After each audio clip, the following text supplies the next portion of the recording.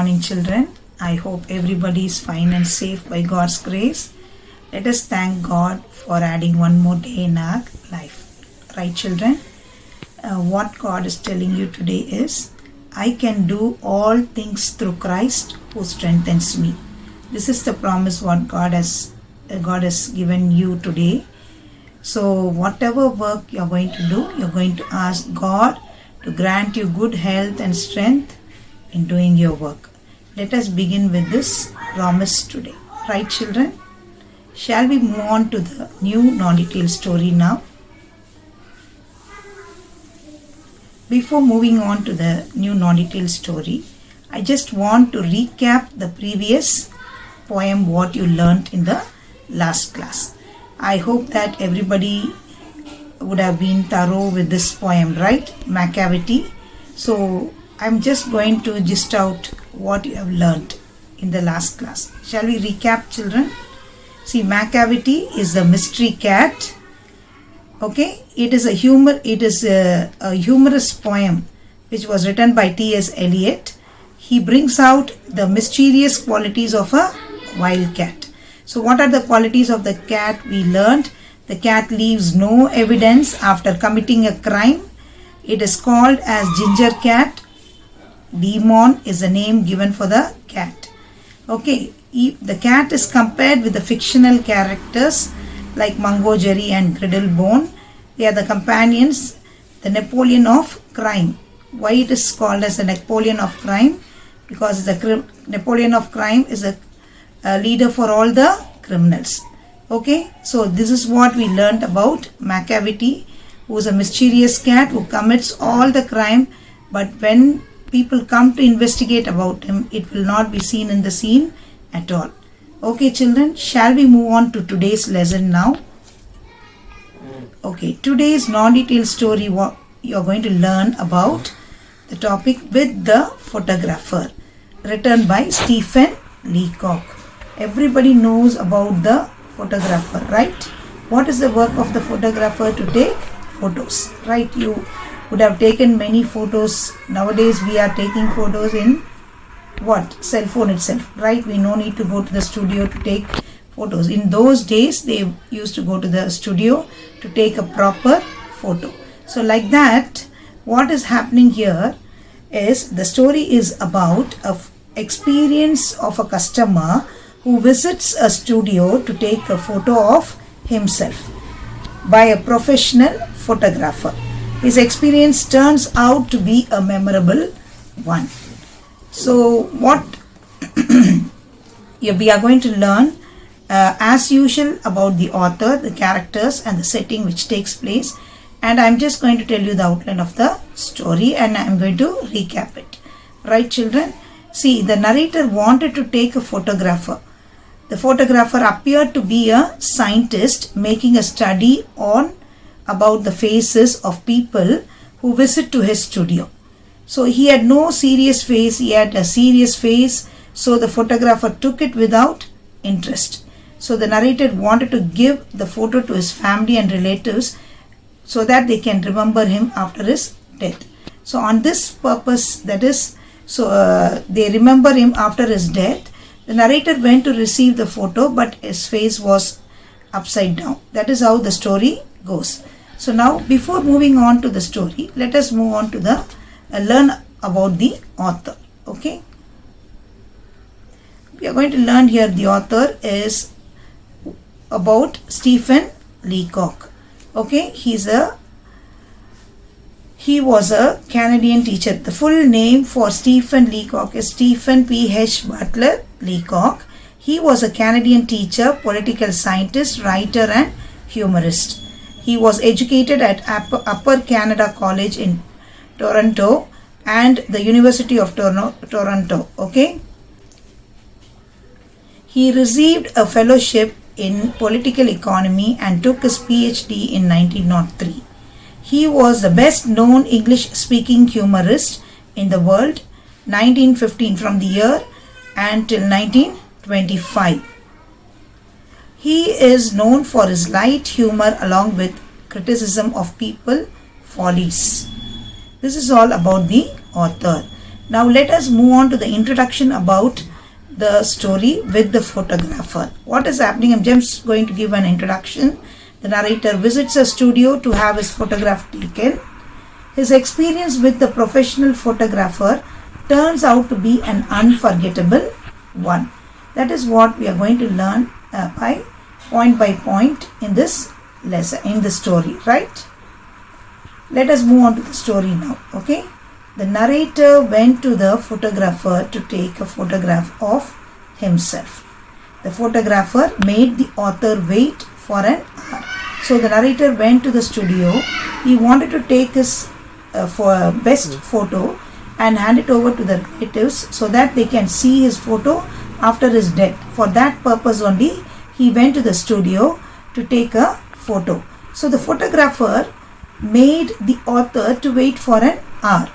See, there are two characters in this story, the photographer and the narrator. Nobody else than this, right? So he, as though there was so many people waiting in the queue, he made the author to stay for an hour in the studio. So what the author was doing, as he was just sitting in the room while waiting in the studio, the narrator kept reading the Ladies' Companion, the Girls' Magazine and the Infants' Journal. So the books and all have kept the magazine, journals. So the narrator was just waiting and he was spending his time in reading the journals and magazines. So the photographer told him to sit down in front of a camera. So after some time, the photographer asked the narrator to come inside and sit. You can see the picture here. He sits in front of the camera to take a photo of his face. The narrator got angry because the photographer found fault with his facial features. See, the photographer was not at all satisfied with the narrator's face. So he just wanted to change his face and he started commenting about his face. His eyes, started to comment about his eyes, nose, mouth, ears. Okay, so the narrator got angry because the photographer found fault with his facial features. The photographer was pleased after catching the features just in a moment of animation. See, after so much trouble, the narrator his face is being shot with, that is just a moment of animation. So he took a final snap and he made the narrator to go and come back and receive the photo copy on Saturday. So now what is happening now? He was called on Saturday to see the developed proof of the photograph. So on seeing the photograph, the narrator was angry because the photographer, I told, the narrator wanted to give a photo to his family after his death, and the narrator went to receive his photo. That is, he told him to come and see the proof on Saturday. He got shocked seeing the changes in it. See, his eyebrows were removed, eyes retouched and mouth adjusted. Only the ears remained the same. He became very angry for destroying his real face. See, nobody likes to have ugly faces in the photos. So this man, what he did, the photographer, he changed his eyebrow, he changed his eyes, he changed his mouth, ears, everything else, and the narrator on seeing this photograph, the narrator was very angry. The photographer had made changes on the eyebrows, mouth and eyes. You can see the photo, right? The photograph did not look like the author's face. It was not the original face of the author. That is why he started to shout at the photographer. The narrator was frustrated at the photo did not appear as is.